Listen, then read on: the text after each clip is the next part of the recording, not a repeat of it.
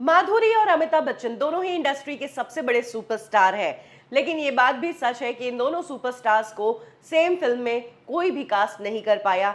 हाँ, बड़े मियाँ छोटे मियाँ में गाने में ये लोग जरूर साथ में नजर आए, अदरवाइज इन्होंने किसी भी फिल्म में साथ काम नहीं किया।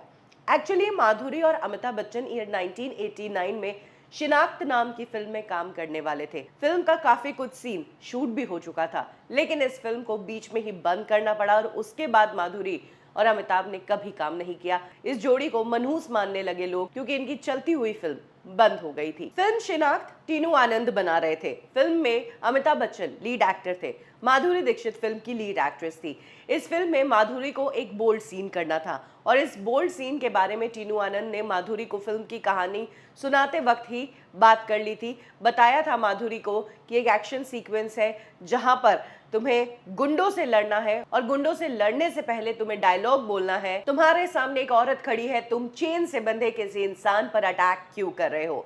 और ये कहते हुए माधुरी दीक्षित को अपना ब्लाउज फाड़ना है और ब्रा में उन्हें ये सीन शूट करना है। जब माधुरी दीक्षित ने ये सीन सुना तो टीनू आनंद को उन्होंने इस सीन को लेकर कोई भी आपत्ति नहीं जताई और उन्होंने इस फिल्म को साइन कर दिया और इसके बाद शिनाख्त फिल्म की शूटिंग शुरू होती है। इनफैक्ट टीनू आनंद ने माधुरी दीक्षित को यह भी ऑप्शन दिया था कि ब्रा तुम अपने हिसाब से डिजाइन करवा सकती हो, लेकिन वो होनी ब्रा ही चाहिए, वो ब्लाउज नहीं होना चाहिए। अब क्योंकि ये सीन फिल्म का इंपॉर्टेंट सीन था, इसीलिए टीनू आनंद चाहते थे कि फिल्म की शुरुआत में ही इस सीन को शूट कर लिया जाए।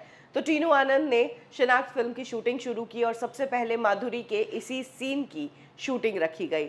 माधुरी दीक्षित मेकअप रूम में थी। शूट के लिए सभी सेट पर इंतजार कर रहे थे। 45 मिनट बीत गए, माधुरी दीक्षित अपने मेकअप रूम से बाहर ही नहीं आई। टीनू आनंद टेंशन में आ गए। वो दौड़कर माधुरी के मेकअप रूम में गए तो वहां पर देखते हैं कि माधुरी तैयार ही नहीं हुई है।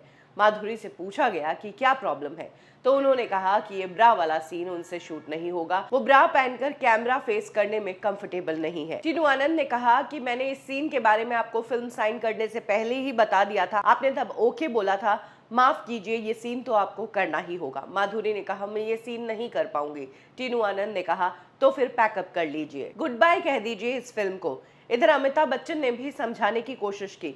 अमिताभ बच्चन ने टीनू आनंद को कहा कि अगर वो अनकंफर्टेबल है तो फिर जाने दो ना। तो टीनू आनंद को इस बात का बुरा लग रहा था कि जब इस सीन से माधुरी अनकंफर्टेबल थी तो फिल्म की शूटिंग शुरू होने से पहले जिस वक्त उन्हें ये सीन बताया गया तब उन्होंने ओके क्यों बोला। टीनू आनंद अपनी बात पर अड़े रहे, माधुरी अपनी बात पर अड़ी रही। अमिताभ बच्चन की समझाइश भी नहीं चल पाई। इसी बीच टीनू आनंद माधुरी दीक्षित का रिप्लेसमेंट ढूंढने लगे। तब माधुरी दीक्षित का मैनेजर टीनू आनंद के पास आया और कहा कि फिर से शूटिंग शुरू कीजिए, मैं कोशिश करता हूं माधुरी से ये सीन करवाने की। शूटिंग शुरू हुई, 5 दिन तक शूटिंग चली, लेकिन उसके बाद ये फिल्म वापस बंद हो गई। ये फिल्म कभी नहीं बनी और इस फिल्म के बंद होने के बाद से कभी भी टीनू आनंद ने माधुरी दीक्षित के साथ काम नहीं किया और ना ही अमिताभ बच्चन और माधुरी दीक्षित को किसी बड़े प्रोजेक्ट में एक साथ देखा गया।